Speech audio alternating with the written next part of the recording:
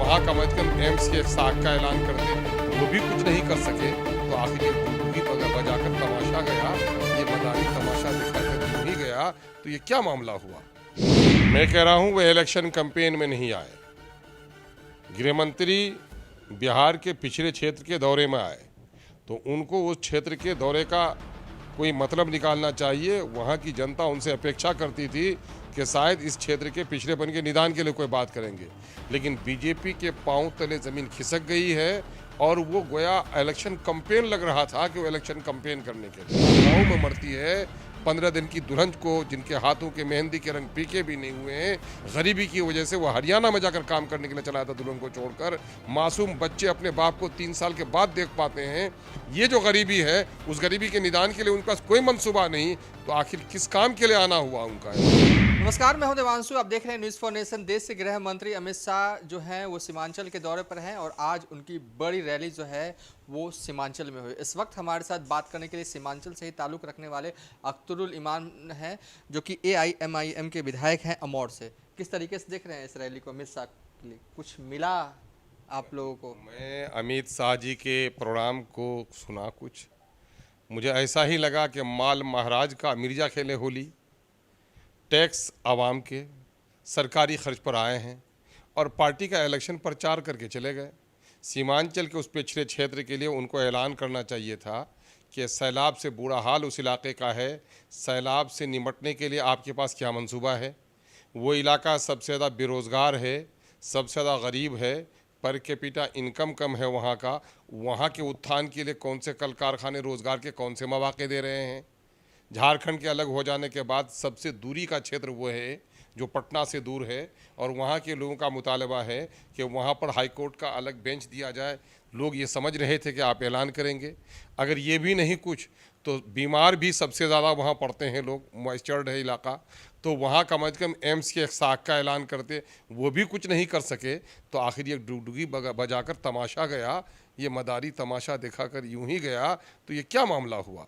वज़ीर दाखिला आ रहा है, वज़ीर आज़म के बाद दूसरा जिम्मेदार वज़ीर आ रहा है, और सीमांचल का वो क्षेत्र पिछड़ा है और गुजरात के इलाके से ताल्लुक़ है अमित शाह साहब का।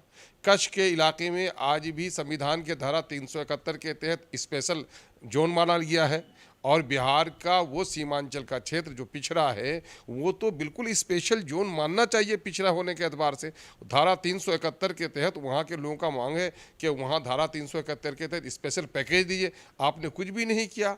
फिर वही तुरुप के पत्ते, वही राजद, वही जदयू, वही नीतीश जी, वही लालू जी और वही मोदी जी का नारा और पाठ पढ़ा के चले गए। ये क्या तमाशा है? मैं समझता हूँ एक जिम्मेदार वज़ीर का ये नाकाम दौरा है।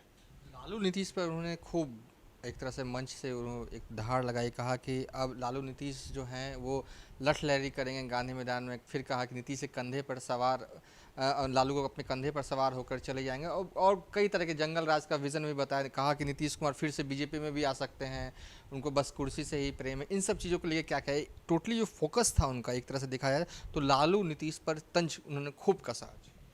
मैं कह रहा हूँ वो इलेक्शन कैंपेन में नहीं आए।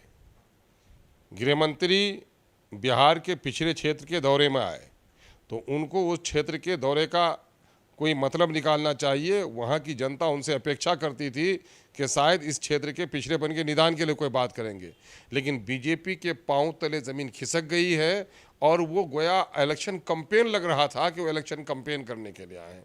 वो किस पर क्या बोले, हम उससे कोई सरोकार नहीं। मैं सीमांचल का रहने वाला हूँ, सीमांचल के दर्द को झेल रहा हूँ। ये बताइए कि सीमांचल के लिए उन्होंने कुछ ऐलान क्यों नहीं किया? अभी भी समय है, वो कल शाम तक यहाँ पर हैं। उनको चाहिए कि सीमांचल की इस बेबसी के खिलाफ वो ऐलान करें।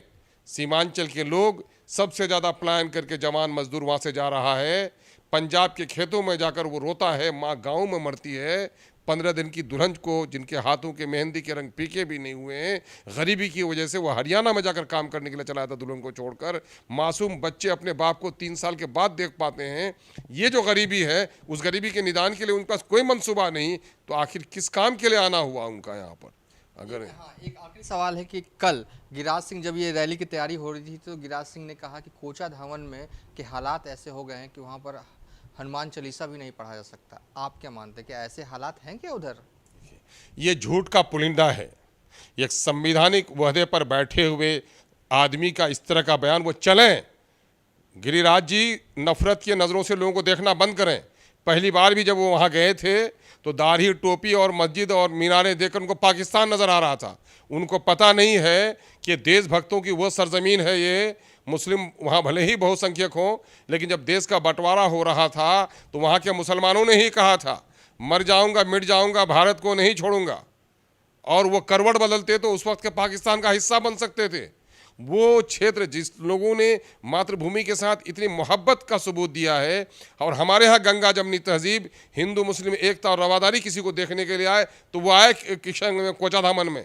मैं राजनीति छोड़ दूंगा अगर ये बात साबित कर देगा वो। तो हमारे यहाँ जितने तौर पर हिंदू मुसलमान हम मिल के रहते हैं, पूरे देश में उसकी कोई मिसाल नहीं मिलेगी। इसको तो इसी बात से, चूंकि नफरत के सौदागर हैं, मस्जिद मंदिर के झगड़े और गुजरात के खून ने इसको गद्दी पर पहुंचाया है।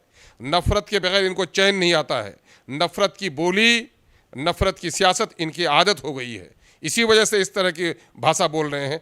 मैंने आज तक नहीं देखा कि संवैधानिक ओहदे पर बैठा हुआ एक जिम्मेदार वजीर इस तरह का घटिया बयान, ये गली कूचे का एक पॉलिटिकल वर्कर तो बयान दे सकता है। संवैधानिक ओहदे पर बैठा हुआ एक वजीर के मुंह से इस किस्म के शब्दों को शोभा नहीं मिलता। चलिए, ये थे अब्दुल ईमान। फिलहाल इस वीडियो को हम यहीं पर एंड कर रहे हैं। अभी तक के लिए इतना ही।